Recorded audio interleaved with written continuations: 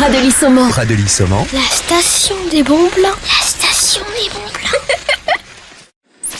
Émission spéciale montagne depuis la station de Pradely-Saumon en Haute-Savoie. Bonjour à tous, toujours ici à la résidence des Soldanelles à Pradely-Saumon. Nous sommes avec Jean-Philippe Dabert. Rebonjour. Rebonjour. Troisième volet de ce mag, puisqu'on aime bien être complet sur Radio Sensation. Et il y a beaucoup de choses à dire sur cette station de Pradely-Saumon. Déjà, première question. Pradely-Saumon. Ici, on est au Pradely actuellement. Saumon, c'est où ? Alors Saumon, c'est juste de l'autre côté du col de la Rama. Donc on a en fait la particularité de la station, c'est qu'on a deux plateaux, le plateau du Pradely, le plateau de Saumon, un col qui est réputé notamment l'été pour la pratique du vélo. Ce col culmine à 1650 mètres à peu près d'altitude. Là, nous sommes ici à Pradely à 1500 mètres d'altitude. Saumon, on est un petit peu en dessous, 1450 mètres. Donc voilà, l'avantage aussi, c'est ce qui fait l'avantage de notre station, c'est qu'on est à une altitude qui est intéressante puisqu'on bénéficie de bonnes conditions pour l'enneigement. Et on va dire que la topographie du terrain est un atout pour la station puisqu'on a des plateaux, Pradely et Saumon, pour la pratique du ski de fond, liaison par le col de la Rama. Et puis ensuite, on a un sommet qui culmine à 2000 mètres d'altitude. Donc il y a le secteur la pointe du Haut-Fleury qui nous permet de... Ça, c'est un petit peu la pépite cachée, parce que pour l'instant, c'est fermé, on ne peut pas y accéder, justement. Racontez-moi un petit peu ce que c'est que le Haut-Fleury. J'en ai beaucoup entendu parler, mais je ne l'ai pas encore vu de mes propres yeux, figurez-vous. Alors là, vous aurez l'occasion d'y aller durant la semaine, puisqu'on prévoit de l'ouvrir dès demain. Nous n'avions pas suffisamment de neige pour y accéder jusqu'à maintenant. En tout cas, ce sera chose faite pour demain. Et vous verrez de ce sommet du télésiège du Haut-Fleury, on a vraiment un panorama qui est très chouette, assez exceptionnel, avec une vision sur toute la chaîne du Mont Blanc. Vision qu'on a aussi depuis le cœur de la station. C'est ce qui fait aussi la particularité. On n'a pas besoin de monter sur les hauteurs pour avoir un beau panorama et un panorama aussi ouvert. Par contre, quand on est au sommet du Haut-Fleury, là, on a un vrai panorama à 360 degrés avec cette vue sur le Mont Blanc d'un côté et puis de l'autre côté, une vision sur tout le bassin lémanique, notamment Genève aussi. On aperçoit, quand le temps est bien dégagé, on aperçoit le jet d'eau de Genève. Donc, c'est quand même très, très sympa. C'est un peu la carte de visite de la station ? Oui, c'est ça, c'est exactement ça. Et surtout l'été. L'été, c'est un secteur pour lequel on peut accéder en télésiège et pour les piétons uniquement. Et c'est justement ce qui permet d'offrir une vue, en tout cas, sur l'ensemble du site de Pradely-Saumon. Et quelque chose d'important, c'est que Pradely-Saumon, ça fonctionne hiver comme été. Alors justement, on vient de parler de toute la saison hivernale. Parlons un petit peu de la saison estivale, parce qu'elle se gère différemment, je suppose. Alors effectivement, la saison d'été, on a déjà d'une part pas du tout la même clientèle. La clientèle mais toujours familiale l'été aussi ? Voilà, c'est une clientèle familiale également l'été, qui va venir pour pratiquer les randonnées à pied. On a pas mal d'itinéraires sur tout le secteur. Les gens pourront aussi accéder justement en piéton jusqu'au sommet du télésiège, qui peut faciliter aussi les balades puisque ça évite de faire ce dénivelé à pied. Donc ça ouvre quand même, ça simplifie un petit peu les accès pour les différents pour les piétons. Et puis on a une balade aussi depuis ce sommet du télésiège du Haut-Fleury en passant par le lac de Roy. Alors là, le lac de Roy, c'est vraiment un site qui est extraordinaire, c'est très très beau, vraiment un chouette panorama et qui est une balade aussi très très facile. Et puis depuis quelques années, il y a eu aussi ces nouveaux matériels qui sont les VTT électriques, ce qui donne aussi un peu plus de facilité pour la pratique du VTT.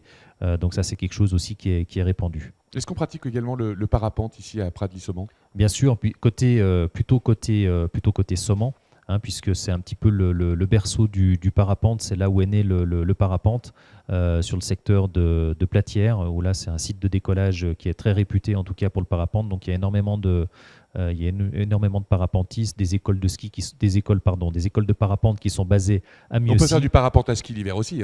C'est possible aussi, c'est possible. Depuis le sommet du télésiège du Haut-Fleury, on a quelques baptêmes qui se font depuis l'arrivée du télésiège.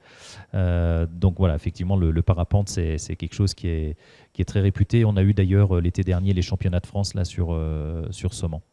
Alors, il y a une activité dont vous nous avez parlé tout à l'heure, qui est l'activité de chien de traîneau. Pour le coup, il y a une course signature qui a lieu ici, qui a eu lieu en tout cas pour cette première journée, la Grande Odyssée.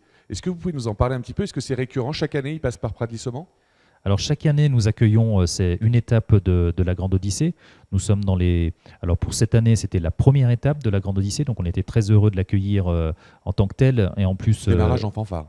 Voilà, en plus un dimanche, donc ce qui était un petit peu particulier pour nous, puisque auparavant nous l'accueillons, nous avions l'habitude de l'accueillir plutôt en semaine. Donc là, un dimanche, et en tant que première étape, on a bénéficié de beaucoup de visiteurs. Donc ce qui en a fait en tout cas une très très belle journée et une belle étape, puisqu'on est arrivé sur une étape de 35 km. Certaines années, quand on a beaucoup de neige et puis quand il y a déjà eu quelques jours de course, on arrive à sortir un kilométrage qui tourne aux alentours des 80 km. Donc pour nous, c'est en tout cas une étape importante et un événement qu'on apprécie à chaque début de saison. Et puis là encore, c'est un événement familial, donc ça va de pair avec la station. Voilà, exactement. Et puis, on profite de cet événement aussi pour faire l'Odyssée des enfants. Et là, nos jeunes à qui on offre la possibilité d'accéder à cette activité, là, pour eux, c'est vraiment une grande joie. Comment aujourd'hui on peut réfléchir à faire évoluer la station de Pradly-Saumon? Alors pour le développement, on va plutôt améliorer nos pistes, développer plus que ça les activités. Je pense que ce sera difficile parce qu'aujourd'hui on a déjà donné accès à beaucoup d'activités. Maintenant, ce sera plus donner un petit peu plus de confort, en tout cas pour nos usagers, améliorer. On va plutôt s'axer en tout cas sur les remontées mécaniques, donner un peu plus de confort à nos clients. Donc, je pense que les investissements à venir porteront plutôt sur des investissements qui vont concerner les remontées mécaniques. Comment les habitants de la station ici à l'année vivent le côté touristique justement? Ça les dérange ou au contraire ils en sont contents? Alors je pense qu'on a les deux. On a des personnes, je pense, qui apprécieraient de ne pas voir tout ce monde pour profiter de ces espaces vierges, et puis d'autres personnes qui vivent au rythme justement des saisons et au rythme des vacanciers qui viennent nous rendre visite. Je pense qu'on a un petit peu les deux sons de cloche entre guillemets. Pour autant, financièrement, les touristes sont vraiment nécessaires aussi à la vie de la station à l'année. Bien sûr, nous vivons principalement ici du tourisme, quelle que soit de manière directe ou indirecte. On va dire qu'on est dans une région où en tout cas tout le monde vit du tourisme en tout cas. Alors, dernière question au niveau de la vie ici à Pradly-Saumon. On a dit donc que c'était une station familiale. Beaucoup d'activités sont justement faites en direction des familles. Comment on peut voir évoluer la station? Vous nous avez répondu. Au niveau du nombre de touristes, à peu près, est-ce que vous savez sur l'année combien de personnes viennent transiter ici par Pradly-Saumon et à peu près sur des séjours de combien de temps? Est-ce que vous avez une petite idée? Alors, pour vous donner quelques idées, quelques notions de chiffres, ici sur le plateau du Pradly, on regroupe à peu près 7500 lits à peu près et 1500 lits côté Saumon. Donc ça peut donner un petit peu un nombre en tout cas quand on est en période de forte affluence et quand on a quand on est sur des périodes où on est proche des 100% de lits réservés. Maintenant, c'est difficile. Et puis on bénéficie aussi côté Saumon d'une clientèle qui vient principalement à la journée. Donc on est relativement complémentaires. On aura plutôt une clientèle qui vient en séjour côté Pradly avec justement tous les lits, toutes les infrastructures et tous les lits dont peuvent bénéficier nos clients. Et puis côté Saumon, on sera plutôt sur une clientèle journée qui va venir plutôt une clientèle qui provient du bassin genevois, principalement Annemasse, Genève, les grosses agglomérations, éventuellement aussi Annecy. On reste relativement proche, en gros c'est 45 minutes, on est à peu près à 45 minutes de Genève, donc on est une des premières stations dites de taille moyenne à peu près pour ces agglomérations. Alors pour y accéder à cette station de Pradly-Saumon, il faut prendre évidemment la route. Vous l'avez dit tout à l'heure, on a bien compris, il y a un côté Pradly et un côté Saumon. Pour relier les deux, il faut descendre puis remonter. La route, c'est important. Qu'est-ce qui se passe quand on a des soucis de route, comme ça a été le cas l'année dernière?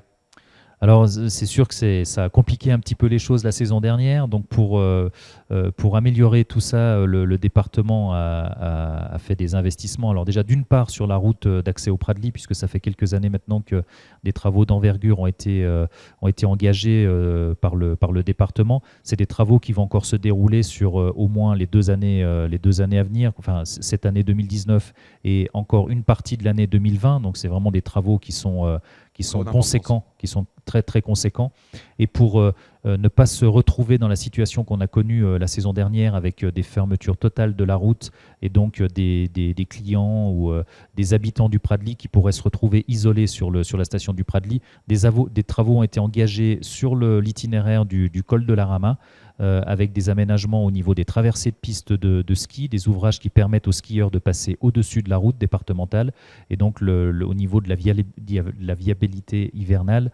Donc le conseil départemental entretiendra cet itinéraire durant toute la saison de manière à ce que si on ait un souci sur la route du Pradly, on puisse ouvrir cet itinéraire facilement et réouvrir l'accès à la fois pour offrir aux clients la possibilité de repartir, mais aussi aux nouveaux de venir en séjour sur le Pradly. Et puis on le rappelle, que vous soyez touristes ou locaux, quand on veut monter dans les stations, il n'y a pas de secret, les pneus neige et les chaînes, ça évite de bloquer la circulation sur la route. Merci Jean-Philippe Dabert d'avoir été avec nous.